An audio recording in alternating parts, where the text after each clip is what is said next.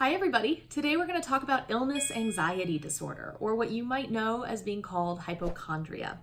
I want to give you the exact diagnosis of illness anxiety disorder, talk about some of the reasons a person may develop this disorder, and give you some ideas for what you can do about it in case you recognize yourself or somebody you love as potentially having the diagnosis. So make sure you stick around till the end.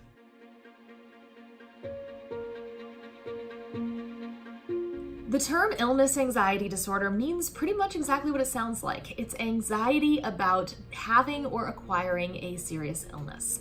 So the 5th edition of the Diagnostic and Statistical Manual of Mental Disorders, more commonly known as the DSM-5, gives a pretty long list of criteria that we need to meet to be given this diagnosis. Criteria A states that we have to be having a lot of preoccupations with the idea of having or acquiring a serious illness. And criteria B says that we can't actually be having any physical symptoms. If we are having physical symptoms, they have to be extremely minor. So the idea with illness anxiety disorder is that we're having a lot of anxiety and preoccupations about the serious illness, but it's very disproportionate to the actual experience we're really having. Criteria C indicates that a person with illness anxiety disorder is very easily alarmed, very anxious about health in general. Hearing that somebody is sick is enough sometimes to make them want to stay away. It's also enough to induce their own sense of panic about the state of their own health. So criteria D outlines specific behaviors we would expect to see. We would expect to see a lot of body vigilance, so checking and rechecking themselves for any signs and symptoms of that serious illness. There are also 2 camps of people in general with illness anxiety disorder. One camp is the kind of care-seeking type of person. This kind of person is going to the doctor, going to multiple doctors, getting many tests done and retests done. And no matter how many doctors or how many tests assure that their health is fine, the person themselves never seems to be able to be reassured. There is a lot of skepticism sometimes for them about their doctors, a lack of trust, a lack of feeling heard. The other kind of person is the care avoidant type. And this person is not going to the doctor at all. They're afraid to go to the doctor because they're afraid that it will confirm their biggest fears. So while the type of illness that we are afraid of can change over time, criteria E states that we have to be having these preoccupations and this anxiety towards some kind of serious illness for at least 6 months before we can be given the diagnosis. The last criteria, criteria F, requires us to rule out other potential diagnoses that on the surface may look very similar.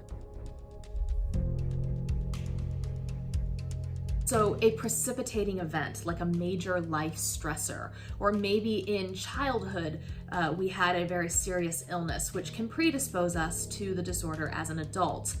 Even as an adult, if you've had a serious medical condition previously or currently, it can predispose you to developing illness anxiety disorder.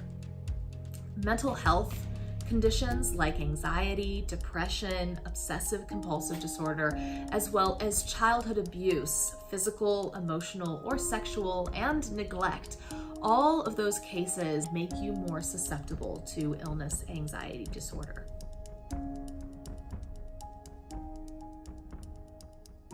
Well, my first piece of advice is that we surround ourselves with a team of people that includes a medical doctor, a psychiatrist, and a therapist. The medical doctor can guide us on preventative care and follow-up appointments, where a psychiatrist can offer advice about potentially bringing pharmacology in to deal with the underlying anxiety. And a therapist can help us deal with the mental and emotional distress so that it has less impact and influence over us in our everyday lives.